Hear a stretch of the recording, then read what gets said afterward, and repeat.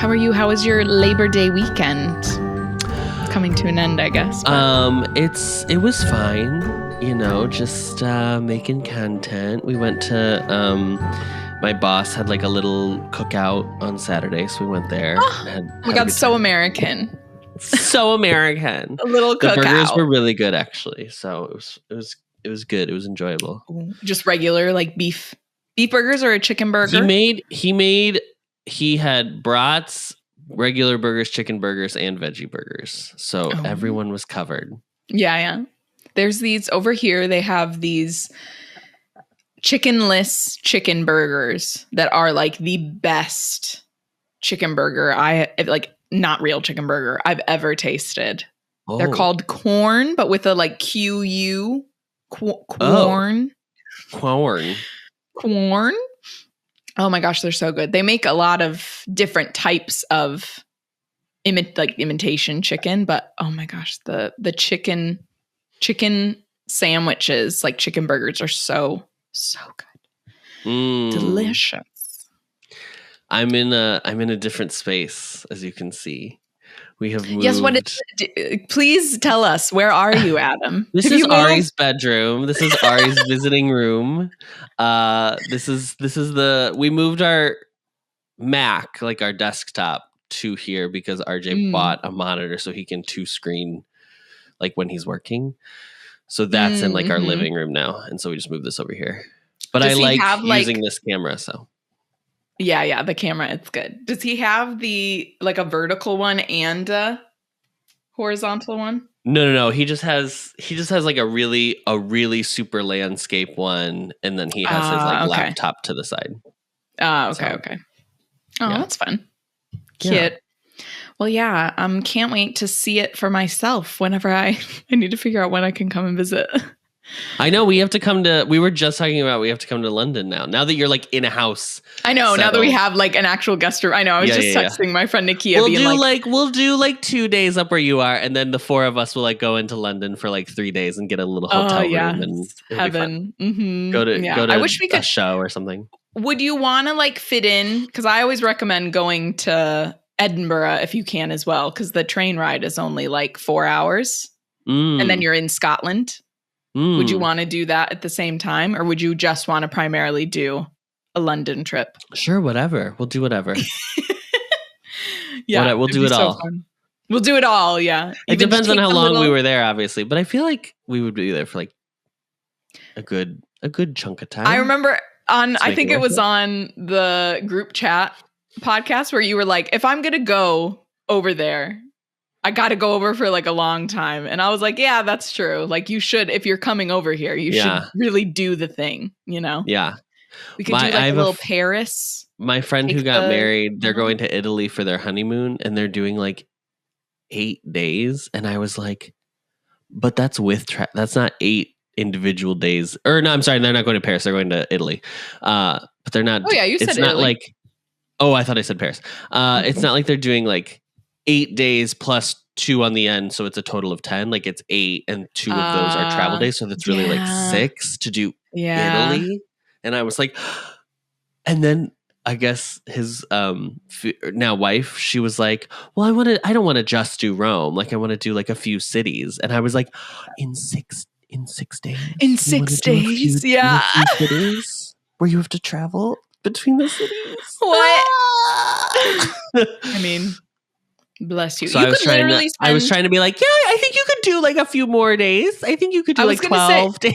Yeah, I was going to say, I was like, you could do like 3 days in each city. Like, yes. Or minimum 2. Like 1 day is wild.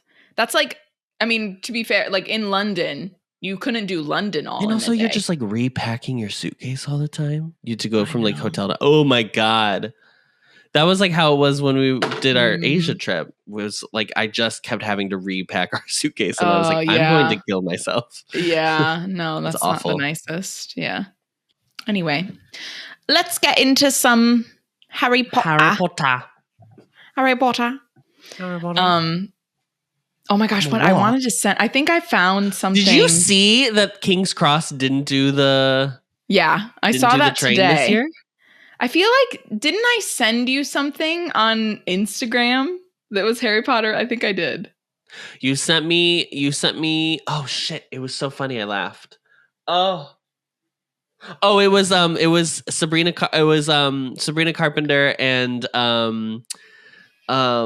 what is her name from Wednesday? Jenna Ortega, yeah. And they were like Hermione and Ginny walking away from talking about Harry and Ron. Like, yeah, and I was like, this is literally what we're like, this is literally what we just said. Yes, truly. Also, this one, I'm sure I'll say some more about it today, girls. Buckle the hell up. Yep.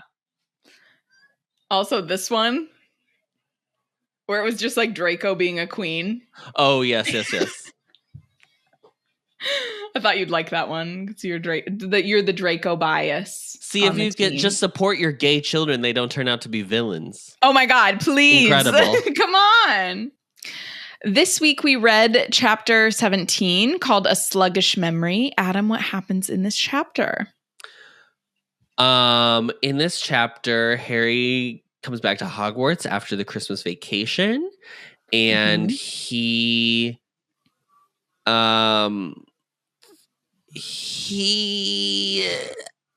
has another lesson with Dumbledore where he finds out more information. Yeah, I think that's really all you need to say. There's a lot in this chapter. I think that's really need to say for the episode. So let's go. And that's it. And we'll see you next week. You can find the podcast on Apple Podcasts. So I started this chapter, Ari, being pissed off. Do you want to know why I started this chapter pissed off, Ari? Tell me, please. Because they were like, it's time to go back to Hogwarts. And for the first time ever, the Ministry has allowed them to travel by Floo powder. I don't know why I forgot. Security purposes, by the way. Security. I don't know how I forgot that, because the moment I started listening to this chapter and like that was said, I was like, we're going to have to talk about this. And I just forgot.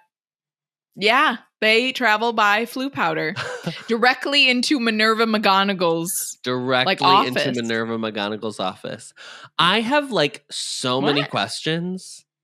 Me too. This is going to surprise no one, but I am so shocked by this, because the idea that they're like, oh, we're going to set up this one-time travel method. This implies, A, that they took the train out of Hogwarts like 3 weeks ago.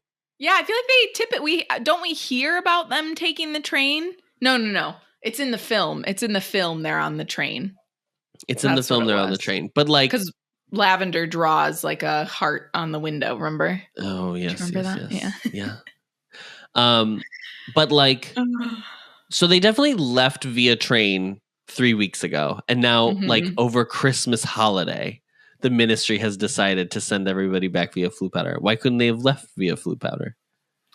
Why can't they always travel by Floo powder? And my final question, how is this more secure? Because wouldn't anyone with a flu be able to get to Minerva McGonagall's office now if you want to ensure that?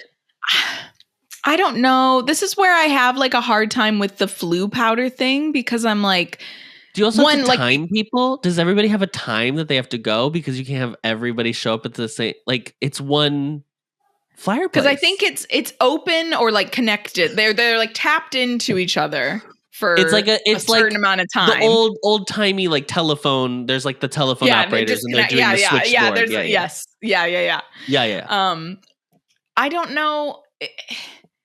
I mean, I guess the main thing that comes to mind for me is like if they're riding on the train, obviously like someone could just like jump the train or something. Like I guess is the train not really protected? But then that like aligns with what you were saying. But then why would you take the train home and then not take the train back? Like you shouldn't take it either way. What happened in the 2 weeks over Christmas break that they needed to buff up security more? Yeah. And then also it's like if the Floo, if they are able to use the Floo network just for this one time, why just this one time? Like what is it that's unique about this situation? Shouldn't they have just all been using the Floo network? Because then that makes me. This is opening for the Wizarding World. This is opening the remote work Zoom call energy. Like, how do you send people back to train after this? Where they're like, well, I don't live in London. I live outside of London, so I have to travel to London to pick up my kid to go back home. Like, why can't you just send them home? Yeah, I don't know. I mean, I think the flu that she really doesn't think about the flu network enough. Like, it just feels like it only pops up. I think genuinely, the more I talk about it, the more it's my favorite thing in the Wizarding of the entire. Yeah, it is the most convenient thing, and to think, and of course, apparition is even more convenient because once you learn it, you can just apparate to wherever.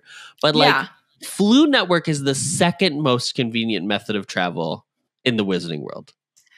I also like. Why is anyone using a night bus? Why is anyone flying on a broom? Why is anyone flying on a broom? Unless you're playing Quidditch. Why is anyone flying on a broom? Do you know? Diva? So Michael and I just finished listening. You just flew on brooms? Yeah. Michael and I just finished listening to the first Harry Potter book again, like on audio before we go to bed. We listen to a book on tape. And there's when they go to tell Minerva about the Sorcerer's Stone. Mm-hmm. She's like, Dumbledore flew to London or flew to the Ministry. Yeah. And I remembered, I can't remember, we probably did talk about it, but just because of what you and I have been talking about with the flu network, I was like, what do you mean? Like, I was just like, you can't. Okay, then you have to stick with that, girl. Yeah. You have to stick with that's how they fly. You're telling me Dumbledore flew to the Ministry? You're telling me Dumbledore flew, period? I cannot see Dumbledore on a broomstick. Oh my gosh. I can't see it. The other thing that is so crazy to me is I was like, no one thought it would be nice to give Harry a framed portrait of his parents so he could like talk to them. Like Hagrid gives him the little photo book. Yeah. But I was like, if Harry had like a portrait of his parents. Do they have to sit for it? For it to like work? Maybe. I don't know. But like when you know with the headmasters, right? Like, I understand what you're saying. Like you can talk to them because that's still their personality. That's clearly Phineas Nigelis's personality, bitch. Yeah. So that's why I'm like, but maybe it's only for the headmasters and headmistresses that's like a fun little thing. But Phineas Nigelis has the thing. What about the fat lady? What about her friend Violet and all the sherry they had together over Christmas break? They were getting real. They were having a real good time. Lit. They were getting litty titty. When they were still alive, there must have been a photo of them somewhere. Harry and James and Lily. And I never thought about that before. That I was like, that would have been really nice if someone would have given him like a portrait of them so he could talk to them at least.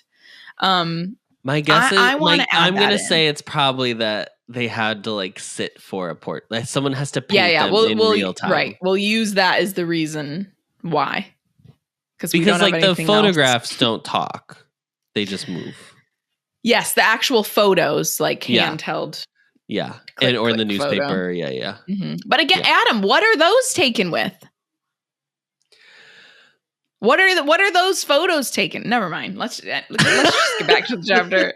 You can't even the more you start to question, the more you're like, hold on. But I think it is interesting. I'm not okay. I want to be clear. My issues with the Harry Potter book series have nothing to do with like there's not enough world building. Like that is never I poking at these because I think it's fun to like kind of push against it and see what sticks or what works. But like my actual issues in this book series have nothing to do with the flu network. I promise you. It's the sexism and the fat phobia for us.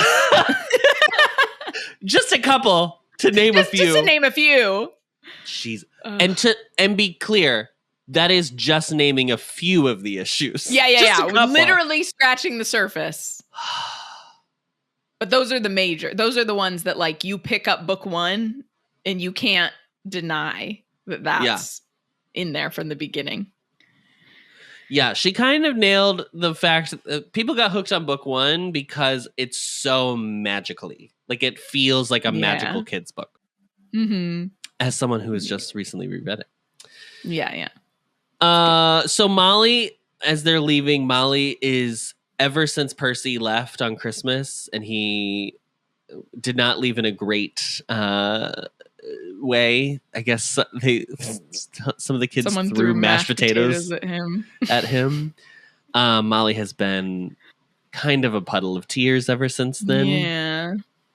Ron makes a comment that says he's always been a prat, so what's the use of like worrying about him? Which obviously that's not going to help Ron. And also, Ron, you know nothing about the love of a mother. Like, shut up. Like, a mother can't just be like, oh yeah, I don't care about them anymore because they're a bit of a brat. Like, right.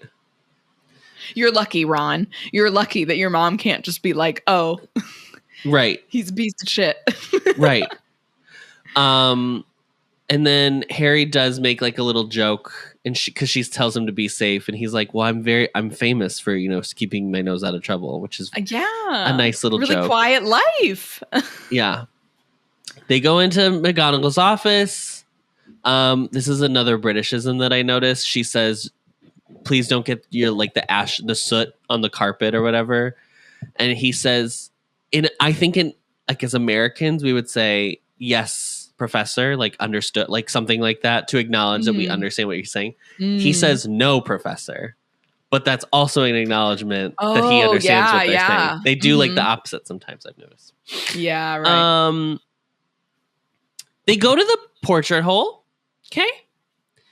On the way there, they run into Hermione. By the way, they being Harry, Ron, and Ginny, obviously the people who were at the Weasley home. Right. Mm-hmm. They run into Hermione. She's still ignoring Ron.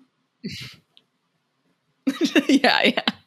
Because guess what? I bet he did not get her a Christmas gift. Yeah. And Ron says the password. The fat lady's like, that's not the password, darling dear. And he's darling dear. And he's like, well, what the fuck? How am I supposed to know what the password is? How do they know what the password is? This has never been explained, understood.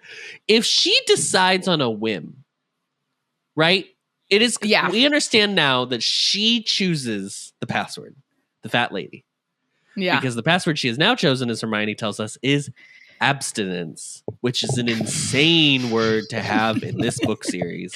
I was just going to say, in this book specifically, with the hormones raging around. It's like...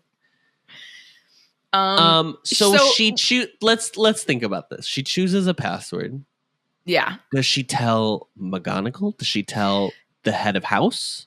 Yeah, so supposedly they tell the head of house and the prefects, but again, Ron is a prefect. So it's like if you would then have to remember all the prefects, which I'm guessing if she's hungover, she probably wouldn't. But or just in general, because they change every year. Like, how is she going to know? But then also, McGonagall would have just told them when they walked into her office. Do you know what I mean? Yeah. She would have been like, oh, by the way, because you won't be able to get into the common room. Right. Here's the password. That's where this is just like, oh, it's a funny little silly thing. But I'm like, it's a funny little silly thing. But but I'm like, but you need to just a little bit more of a through line. I know. It bothered me. Anyway, the password is abstinence again. Crazy. Hermione says that it's apparently what happened over Christmas break is that she and her friend Violet, that we've heard about before in the book series, they went down to the monks' painting and drank all the wine over Christmas. And so the abstinence is a reminder to herself that she needs to get it together. Keep it together. Yeah. I think that's very funny. I think that's very funny. And maybe Trelawney was drinking along with them. Who knows? Maybe she especially hung out with they the went paintings. Down to the monk's portrait, which this was a huge thing. I didn't realize that monks brewed ale and mead and stuff. Uh-huh. I didn't know that was a huge thing that they did. Allegedly, the origin of champagne is a monk accidentally dropping a thing of sugar, I think it is, into fermented wine and creating champagne. Allegedly. Wow. That's the lore. I believe it. I also could have just made that up, Ari. You don't even know. I believe it. So they go into the common room. Harry gets a letter. He finds out that he has another lesson scheduled Dumbledore for the next day. And he's like, right. Nice. I love that we're still calling these lessons. Like, the I'm lessons. like, yeah. Lessons and carols. So he's like, nice. I get to talk to him about Malfoy and tell him my concerns. Okay. Yeah. Good luck with that. And then immediately Lavender comes over and finds her little Wan and takes him away. Mm-hmm. And then Hermione's like fully doing the like, I don't even care. Ginny, do you want to come sit over here with us? And Ginny's like, no, I have to go hang out with Dean. But in a way that's like Harry notices that she's like, maybe not Harry's thrilled about it. Oh, do I have an in? Do I have an in? No, you don't. Well, it's not really true, but I know. Harry starts the conversation with Hermione by being like, you can't just like, I thought over Christmas break you just like forgot about it. And she's like, no. He didn't get me a present. He's an asshole. When he stops being an asshole, I will talk to him. Yeah, then maybe I will. Why don't you talk to your friend, Harry? Yeah, why doesn't he try? He doesn't really try to get through to Ron in this. He's like trying to, it's only Hermione. The only thing in this book that has been shown that he like talks to Ron about is that he tries to be like, it was funny that you grew a mustache. So that's why she laughed at you. But like, that is not the same as being like, can't you just forget it, Hermione? Yeah.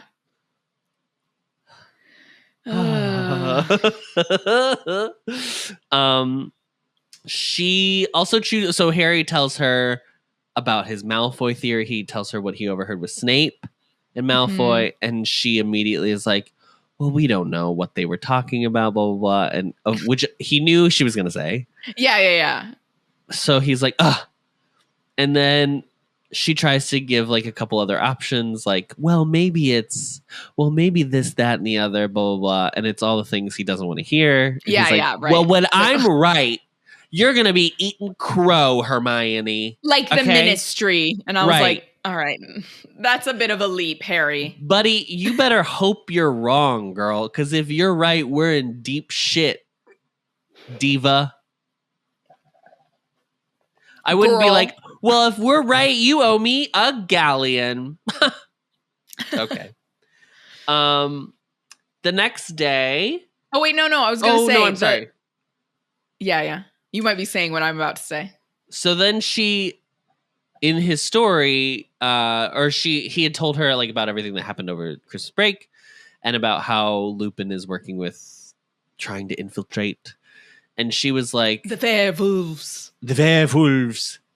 So she is like, Harry, we know Fenrir Greyback. We've heard about him before because Malfoy earlier in this very book referenced him when he was threatening Borgin and telling him that if Borgin doesn't do what he needs to do, his good old friend Fenrir Greyback is going to pay him a little visit to make sure he's going to show up.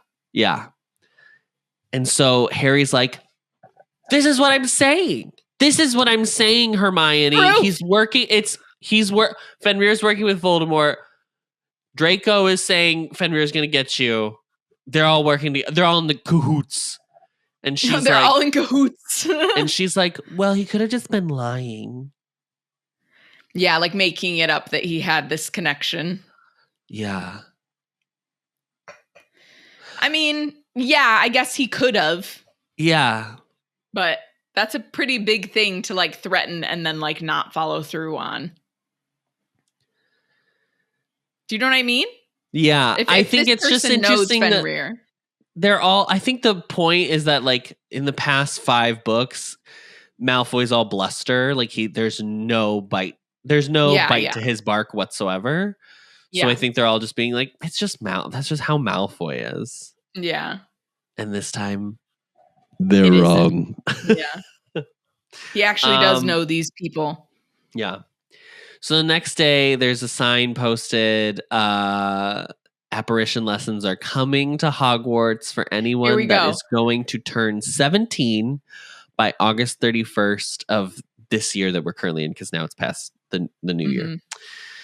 And then if they pass, and by the way, the cost of the lessons is 12 galleons a person. Yeah. That seems a little discriminatory.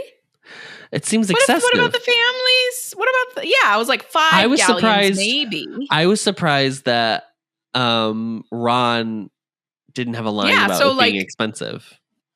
Yeah, no, there wasn't any little comment about that. And I was in my head thinking, this is expensive as hell. Yeah. What? It's weird because it's set up like getting a driver's license. Like you have to like take a proficiency test in order to get a driver's license, I think is like the basis she's basing this on. Yeah. But I like, as far as I know, I mean, I went to like driving school, so I did pay like a lot of money to like learn how to drive technically, but like you don't have to do that in order to get a driver's license. You do have to pay the fee to take the test.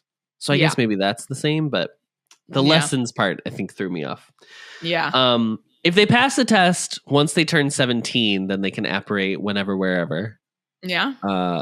I'm obviously not at Hogwarts because, as we all know from Hogwarts, a history, no one can apparate inside or outside of Hogwarts. Ron would be the first one, if he passes, he would be the first one able to apparate of the friend group because his birthday, as we find out, is in March. Ari, do you think he is a Pisces or do you think he's an Aries? I think, didn't we look into it? It would make way more sense if he was a Pisces than an Aries. I feel like But Pisces. He might be an Aries. But his personality gives Pisces more than Aries. Yeah. Although the way he was acting, Aries can sometimes, when they're not Watch it. When they're not, when they don't have a good sense of self, like when he's all insecure and stuff, how he can kind of like lash out. Sometimes Aries can have a tendency to do that. Yeah. But that's, to be fair, that's any sign. Any sign person that isn't secure. Isn't secure in themselves.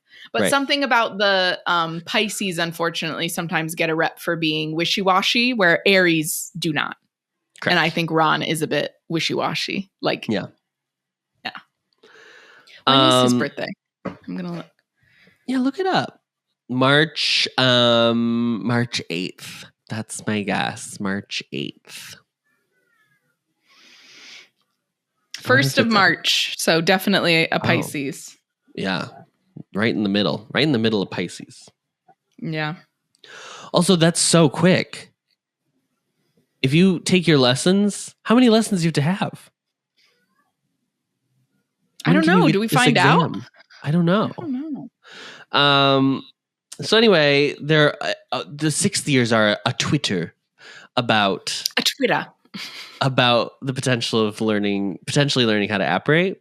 Yeah. And they're having a conversation, and Seamus is like, "Oh, my cousin Flurgus or whatever is Flurgus. No, I like Flurgus.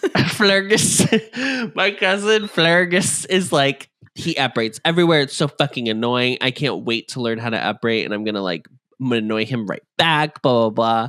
And Ron's like, "Oh, Harry can tell you all about it because he's side-along apparition with Dumbledore." Someone. Girl. Subtle, Ron. Don't make Ron your secret keeper. If you ever have to make a secret keeper. Don't pick Ron. Mm-mm. Oh my gosh. And so then everyone's like, what? That's crazy. So then the rest of the day, Harry is like bombarded with people being like, what's it like? What is it How does it feel? What's it? Is it did you die? And then he finally, did you die? And then he finally gets out of everybody's way and is like, I have to go to the library. And then he is able to escape so he can go to his lesson with Dumbledore. Yeah. Again, lesson. I just think it's so funny that they're called lessons. I'm like, lesson. Meeting? His It's 1-to-1. 1-on-1. Yeah, 1-to-1. Yeah. Oh, I meant to say this. I really liked this bit. This is one of my favorite bits so far in this book series. These one-off lines is that Seamus, when he was talking about how excited he was about apparating, they were supposed to be like spraying water out of their wands in charms class. And he got so excited he sprayed it, and it was like a jet of a hose that hit Flitwick and knocked him to the floor. So then Flitwick made him write lines that said, "I am a wizard, not a baboon brandishing a stick." Oh yeah. That's so funny. I really liked that. I am a wizard, not a baboon brandishing a stick. Bring back baboon as an insult. As an insult. Yeah. I'm gonna start calling McGonagall baboons. Said that in, what was it? The first or second movie? Bumbling band of baboons. Yeah. Yeah. What is that? The third? I don't even remember. I know. I'm like, what movie is that? I don't know. Second movie? I don't know. What is she mad about? Oh, wait. No. Is it the fourth movie when she's teaching them how to dance? I think it's the fourth movie she's teaching them how to dance. Yeah, right? Yeah. Okay. Yeah. Got it. Our least favorite film we discovered. Okay. So okay, so he goes up to Dumbledore's office. He notices immediately Dumbledore's hand looks even worse than before, if that was even possible. It's basically just a black withering shriveled away. Yeah. It's a minute away from being Thanos snapped. Just like and it literally is the hand of glory. Oh yeah. Or is it the hand of how it's just like black and short. That's what his hand looks like. I am the hand of glory.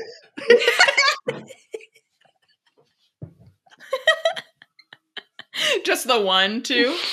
Just the one. I am the hand. Well, she famously, on a lot of Gaga choreo, does. Yeah, the pause up, right? Yeah, pause up. Mm-hmm. There you go, Lady Gaga. Lady Gaga for the great gays. Idea. Yeah, really great idea for a song parody for you. Yeah, we're just giving them out for free. Yeah. Okay.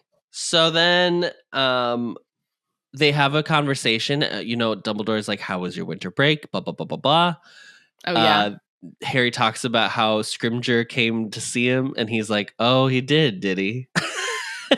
There's the great thing about this conversation is the way that they go through, there's peaks and valleys in this conversation.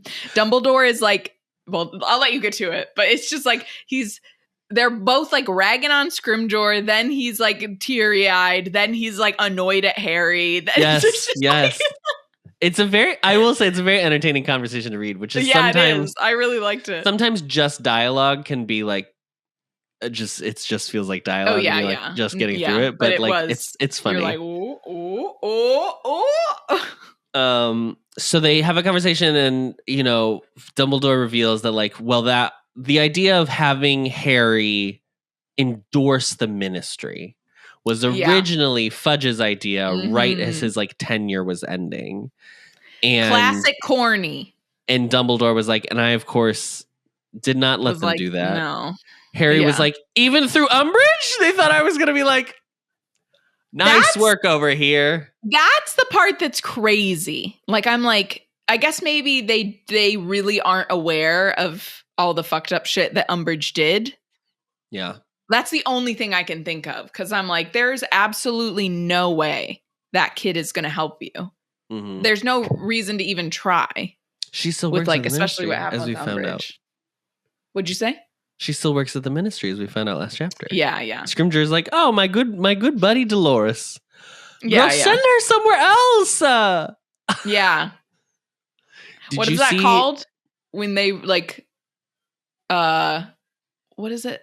Reassignment? What is it called?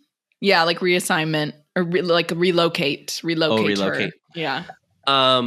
They are building at the new Universal Park in Florida. They're building another Harry Potter land. Yes. Yeah. It's Ministry of Magic, and you're gonna in the queue go through her office, Dolores's office at the Ministry. And then in the queue, and then part of the story, I guess, is that she's in the story. So Imelda Staunton actually shot more stuff for the ride, which is really exciting. Oh wow! Yeah. Okay. They like had a little clip of her with green screen behind her. So how do you know how you're going to get to that park? It's going to be a separate thing on, right? So then there'd be 3 different areas that are all not together. Correct. Which is crazy for me. I'm like, what do you mean? Yep. Yeah. I haven't been to Universal Orlando though since like I went with Allie really. So it was, I don't even know what it's like there now because that was back 2014. Yeah. Yeah. I think that was the last time I went. Yeah. Because you haven't seen Diagon Alley, have you? No, we did go to Diagon Alley. That was there when we went. Oh, then but I think you went. Maybe there wasn't the new Dragons ride, or is it the Hagrid ride now? Whatever it's motorbike adventure, or whatever. Yeah, yeah, it's such a good coaster. Okay, we're gonna get a Universal built here. Did you know that? Mm-hmm. Really close to where Michael and I live. But I have no idea when. It could literally be like 10 years from now. I don't know when, but at some point. So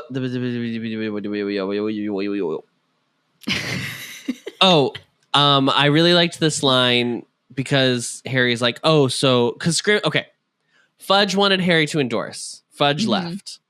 And then Dumbledore's like, and then as soon as Scrimgeour came in, he was like, no, I have this great idea too. Let's get Harry over here. And so Harry's like, so I read in the Daily Prophet that you and Scrimgeour did have an argument as soon as he became the Minister of Magic. So that was true. And Dumbledore has a really good line about being like, well, the Daily Prophet can be right even sometimes accidentally. Every once in a while, they get it right. A broken clock is right twice a day. Yeah, basically. So then he's like, Harry was saying like, they're trying to, this crazy thing. They want to know where you've been. Wherever. If you want to, just like that. They want to know where you're at when you're not at school. So do you want to share that? Yeah, it's literally like. And Dumbledore's like, hi, no. He had Dawlish follow me and I had to curse him again for the second time in 2 years. Adam, why is it always Dawlish? You would think at this point they'd be like, we can't send him. They would have learned. If I was him, I would be like, I don't want to follow Please get me off the Dumbledore itinerary. Yeah. Put me somewhere else. Relocate me somewhere else. Yes. Me and Dolores will be relocated. So then Dumbledore's like, well, since that conversation's over, we can go off to do what we're going to do. Yeah. And Harry's like, actually, I have something I want to talk about really quick. Actually, I have a lot that has been on my mind lately. And Dumbledore's like, okay. And so Harry says, I overheard at the party Draco. And the Malfoy and the Snape and the blah, blah, blah. And of course, Dumbledore corrects him and says, Professor Snape and blah, blah, blah, blah, blah. And Dumbledore, it said, he just listens impassively and he's like, uh-huh.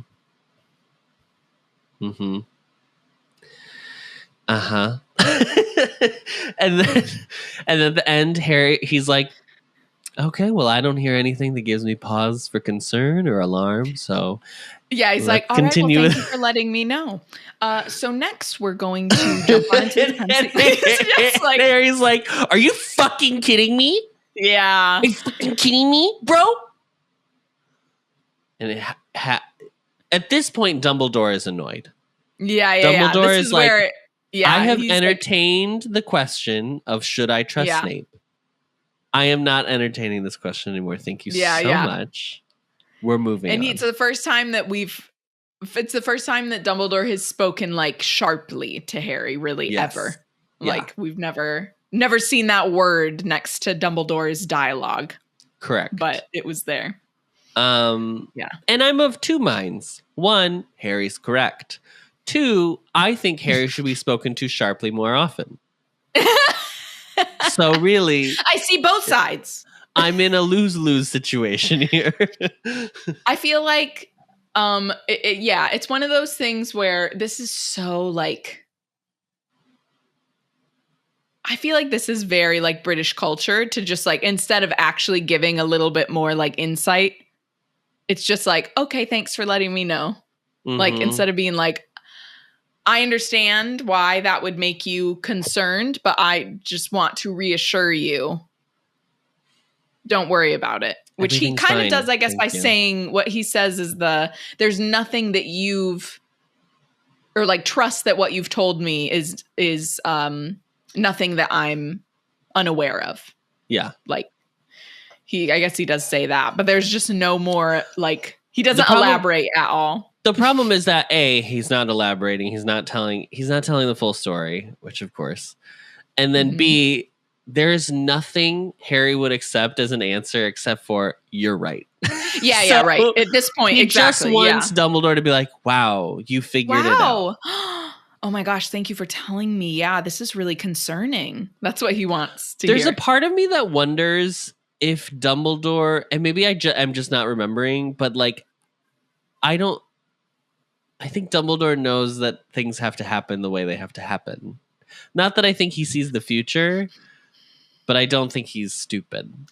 No. There's when we get more insight into this, what's going on behind the scenes with him and Snape later, Dumbledore is the one that says like, you will have to, see this through.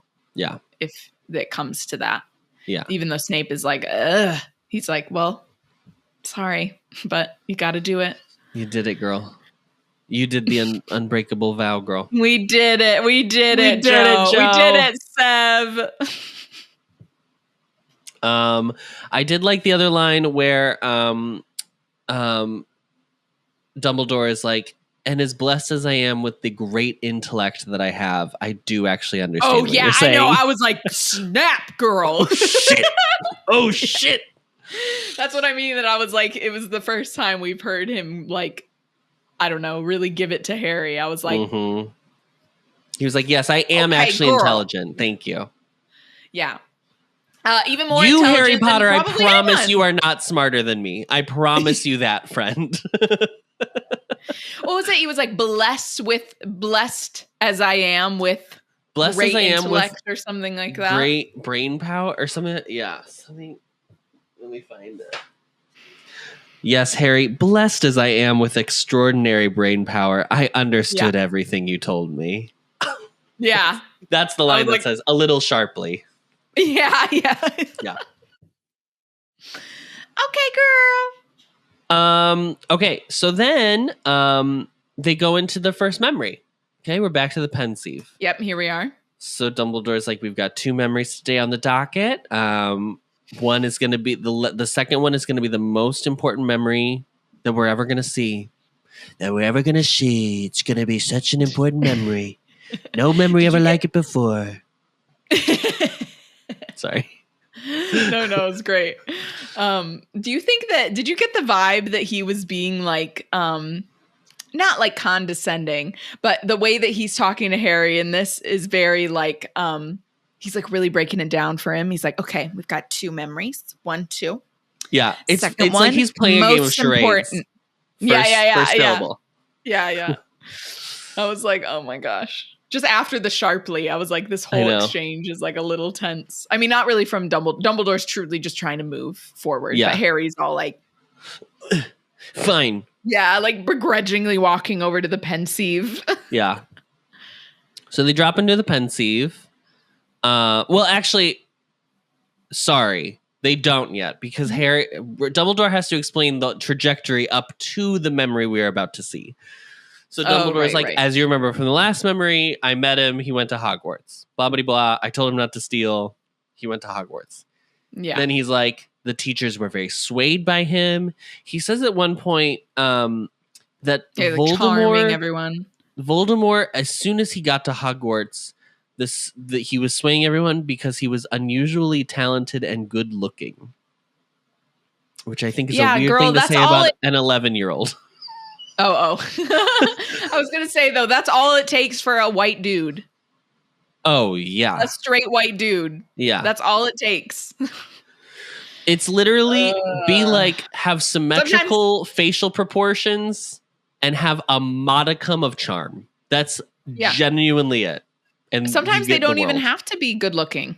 I've known a lot of really ugly straight white dudes that just because they're a little charming and like relatively good in class. Say this. Were literally like you would have thought they were on The Bachelor. They were The Bachelor on The Bachelor. It was like say that. So he's like, he charmed his way. Harry remembers that in the conversation with Riddle back in book 2, Riddle had mentioned like Dumbledore never trusted me as much as the other professors did. And so Dumbledore basically is like, yeah, I knew he was smarmy girl. Smarmy? And he ended up developing a group of friends at Hogwarts, although, friends is what's the term there really? But they were basically the prototype followers. Of the Death Eaters. Yeah, followers. Yeah. He said that he learned a lot of information over the years because he tried to meet up with people who like had gone to school with Tom Riddle, but like a lot of people were just scared to talk about him, which I thought was interesting because I would have thought after he died, people would have been like more willing to share their stories, but maybe he wasn't looking for them then. But also just the fact that I think my thought was like, wait, but didn't you just say he was like super charming and had all these friends? And then they were also like scared of him. So then his questionable behavior was coming through. Yeah, I don't know. I don't know. So he says that while he was at Hogwarts, he looked through old like records to see if there was any Tom Riddle that had ever been a wizard. He could not find one, so that's when he basically like gave up the name Tom Riddle for real. Obviously, like teachers would call him Tom Riddle, but like that's when his friends probably started calling him Lord Voldemort. Right. Which is so weird. Let me give a word of advice to anyone listening. If your friend starts asking you to call them Lord, Master, in high anything school. like that, just don't hang out with them. Stop hanging out with them. I don't know. It's crazy. But that's a red flag. I'll say that definitively. That is a red flag. Okay? Lord Voldemort, and he's like 16. You're not Lord of anything. Lord of the Fly, any age, bitch. But like, yeah. It's just like, what? So they are now going into the Pensieve. This is now we've gotten to the point. Dumbledore's caught us up. This is memory number 2. Memory number 1. This is memory 1. Oh, sorry. Okay. Yeah. They go into memory, and Harry immediately recognizes that it's the Gaunt House, but it is many years later, and it is derelict in disrepair. Derelict is the right word, yeah. It's covered in nasty filth, and it's awful. Okay? I mean, it wasn't great to begin with, but it's even worse, if that's possible. And a knock is on the door. Morphin, who is now out of Azkaban because he had gone to Azkaban for a little bit. He's got a beard. He looks haggard. Yeah. He answers the door. At the door is Tom Riddle. Morphin immediately recognizes him as Tom Riddle Senior. And so goes to attack him. And Tom Riddle blocks it. Ha. Yeah. He does it's a weird scene because all of a sudden Tom Riddle did karate and I was like shocked that happened in this book series. No, they start having a conversation in Parseltongue. And so that's how Tom Riddle deflects. And then I was reading this conversation, which is just like, who are you? How do you speak Parseltongue? You can speak it too, and blah blah blah blah. Like just very general conversation. Mm-hmm. But she writes Morphin's dialogue as though it's in an accent. So then I was like trying to figure out the logistics of Parseltongue, but with like a Cockney accent. Like, how do you hear the accent through the hiss? I thought it was so funny. Because it's very I didn't even think about that. Very clearly has an accent, and I understand it's used to like so that you can get to differentiate who's speaking. But I just thought it was so funny the idea of like a Parseltongue with that accent.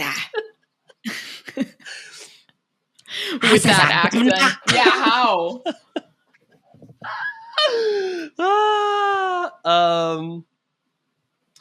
So in the conversation, Morphin freaks out because I guess he finally must have realized that he's the son. He's Merope's son. He doesn't say it explicitly, but that's the only. If you figure out that he's not Tom Riddle Sr., but he looks just like him, and he's coming back to your house, I feel like you got to put two and two together. And you knew that they went away together, right? So he freaks out and he's like, "Where's Slytherin's locket? She took Slytherin's locket with her when she left." Blah blah blah blah. And then he also calls Merope a slut.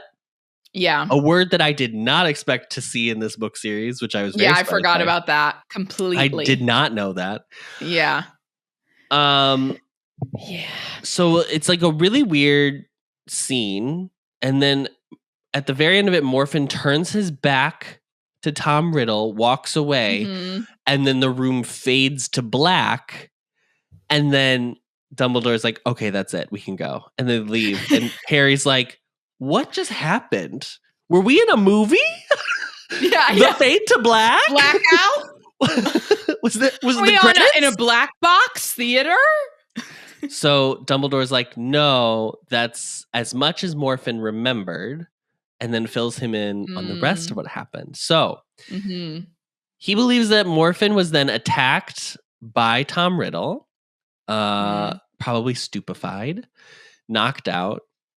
Tom Riddle stole Morphin's ring, the ring of the House of Gaunt, and his wand, went down to the town, killed Tom Riddle Sr. and his parents, Tom Riddle Jr.'s paternal grandparents, came back, somehow, this is the crazy part, input the memory of the murder into Morphin's head. Casual. Which is a piece of magic that we have never heard about.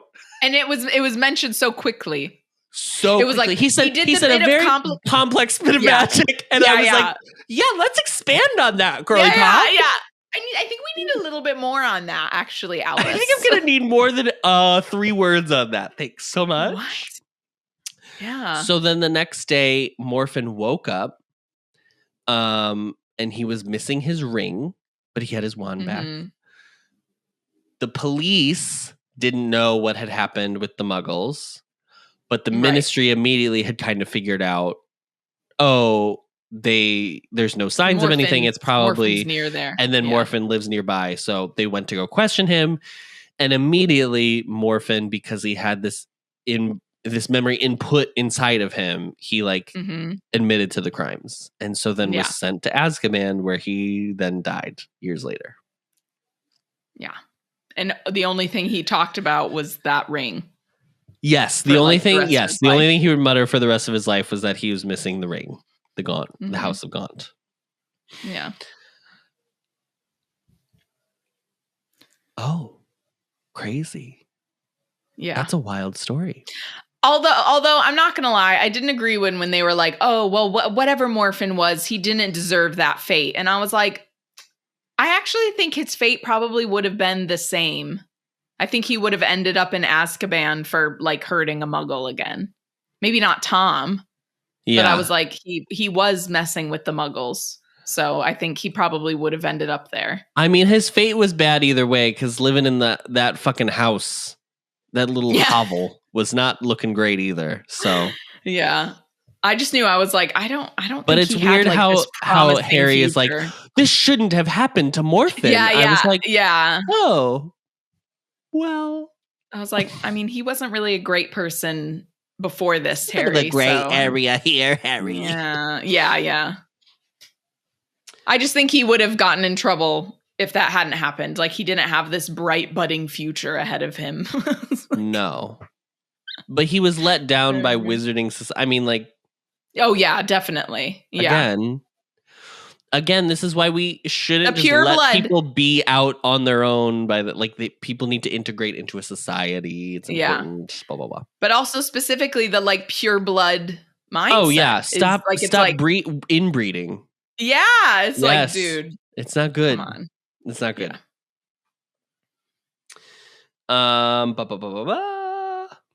And then Dumbledore explains that the way he got the memory was that he visited him in Azkaban basically weeks before he died. And he used legilimency to extract the memory out of Morphin. Yeah. And then with that memory, he went to the ministry to go free him or prove his innocence, but he passed away. So then it was passed away, yeah. And he's buried at Azkaban. They just bury people who die there. Yeah. Remember that's what they did with the prison. Yeah, that's what they did with Crouch's wife. Mom. Yeah. Who they thought was a man. Yeah. Because they don't have eyes. I feel like that's not to go back to the Dementors of it all. I feel like it's not. You should have a mix of people with eyes and people who don't have eyes. I'm just gonna go out on a limb and say that. People with eyes and people who don't have eyes. Yeah. I wonder if Dementors would work on trolls. Is it the same? Yeah, I don't know. Or giants. Because they obviously work different for muggles. Muggles can't see them. They just feel cold. Yeah.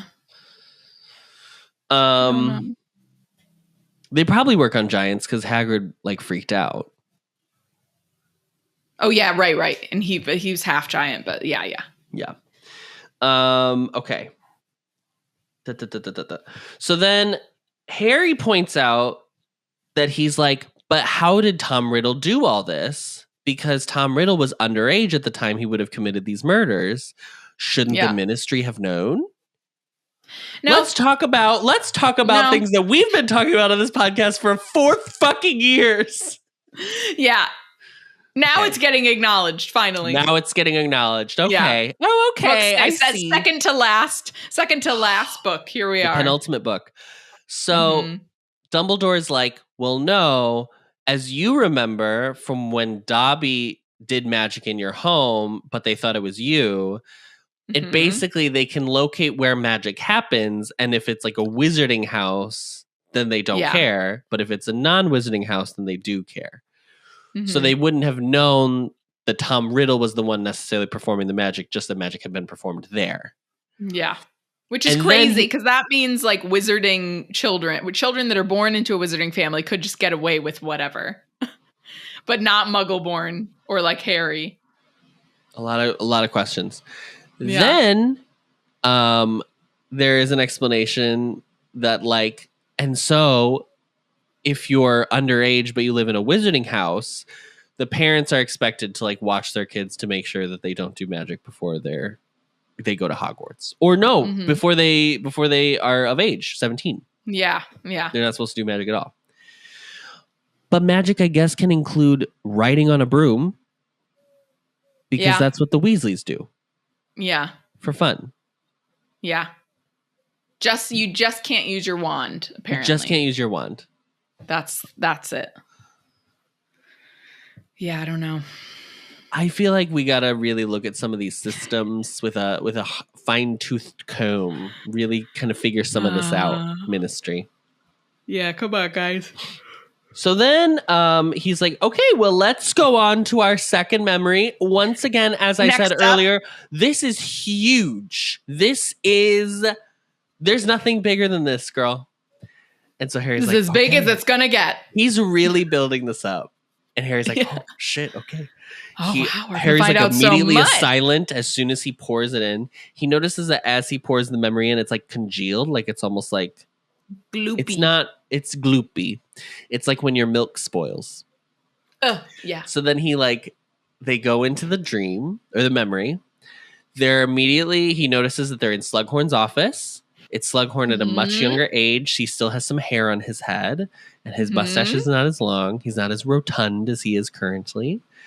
He's enjoying some candied pineapple. His and fave? he is his fave. And he's surrounded by a bunch of teenaged boys who are listening with rapt attention. It's giving Dead Poet Society. I was just gonna say Dead Poets, but like a little creepier. Yeah. So then Tom Riddle's in the room, and Tom's like, Professor, isn't it true that blah blah, insert professor name here, is retiring at the end of the school year? And Slughorn's like, Tom, you have better information than some of the staff here do. You're so naughty, Tom. I love it. You're so naughty. And then Tom's like, ha ha ha. And then he thanks him. Slughorn thanks Tom Riddle for the pineapple. And he's like, how did you know it was my favorite?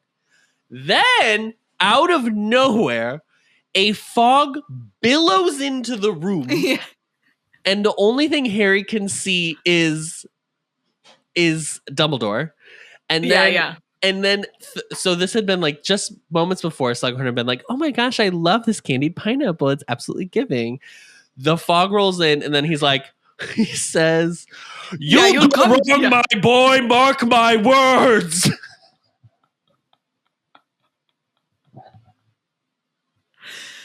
Adam, I think we have confirmed that Slughorn is a gay man with how he handled Girl. This is not with handled. how this was handled. This Do you is know not what I handled. mean? Like, I'm like, yeah, it's so funny. The lack of handling. Yeah. What is this, the TSA? Because let's talk about the lack of handling. It's just like the drama too, like the smoke billowing in, and then immediately disappearing. My boy, yeah. It's like an echoey voice. Yeah. So that's interesting. And then the fog immediately goes away, and no one looks any weird or anything. They don't notice it. And Harry's just like, huh? What the fuck? What the fuck? What just happened? So then after that, so then it's like much later. All of a sudden time has jumped. Yeah. And it's like 11:30 or whatever. And Slughorn's like, all right, well, off to bed with you guys. Like it's night. It's time to go to sleep. So he sends them on their way, and Riddle hangs out for a second longer than everyone else. And asks right at the end, hey, Professor, what's a Horcrux? Hey, what's a Horcrux? Just wondering. And again, the smoke billows in. I have to find the line because it's so funny. It's not funny. It's spooky. The smoke billows in, and he says, I don't know anything about Horcruxes, and I wouldn't tell you if I did. Now get out of here at once, and don't let me catch you mentioning them again.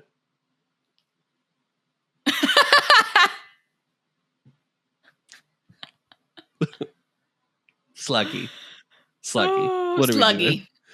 Sluggy, come on. So then it's so crazy. It's that over. Dumbledore's like, okay, let's go. And then they leave, and Harry's like, what just happened?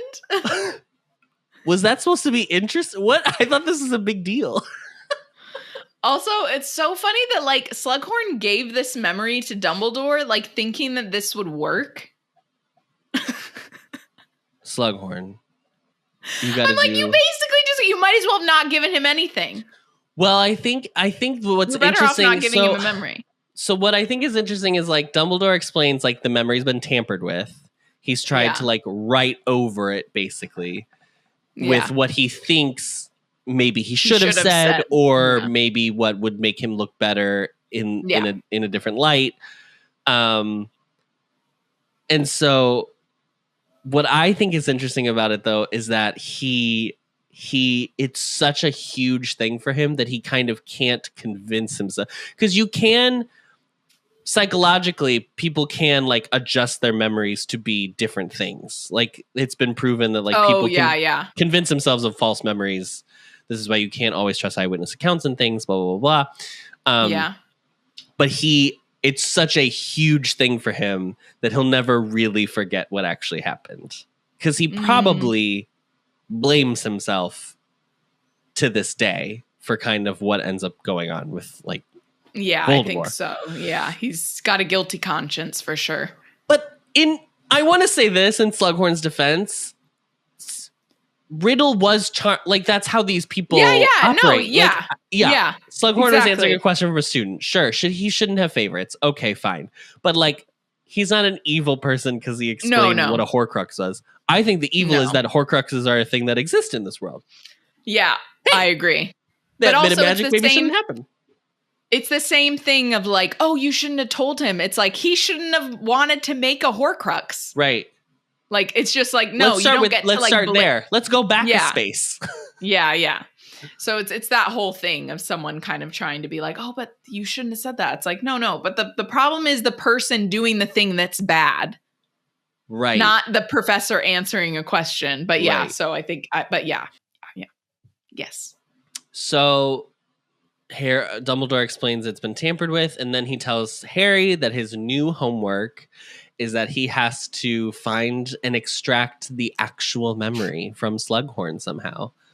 And Harry's like, you can't legilimens, veritaserum, you have tools, Dumbledore, use them.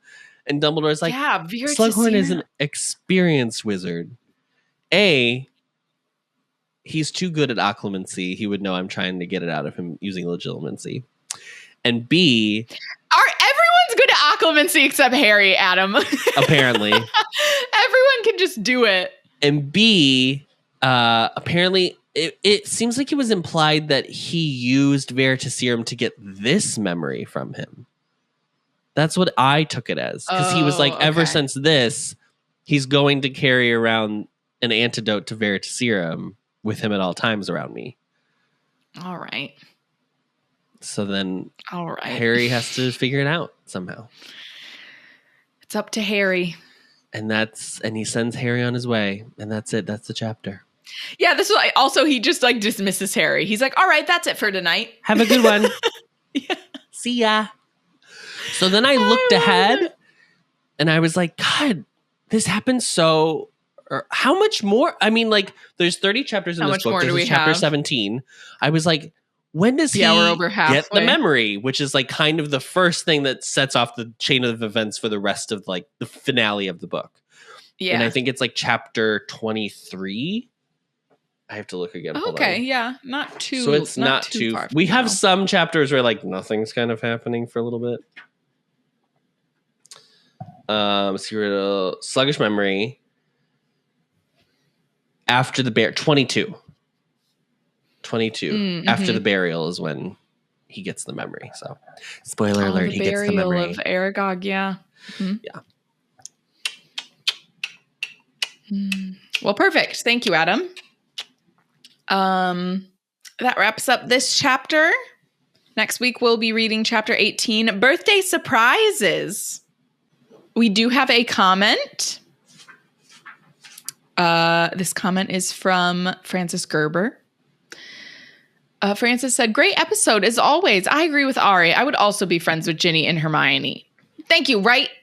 Mm-hmm. I can't stand Ron in this first part of the next book. I find that sometimes Harry knows that he should say something, but just does nothing. Yeah, exactly. Ugh. Which can be really infuriating. I agree that a lot of what we read is Joe's own internal misogyny, and sometimes I wonder how much reading this as a child internalized it in us and we had to unlearn it as adults.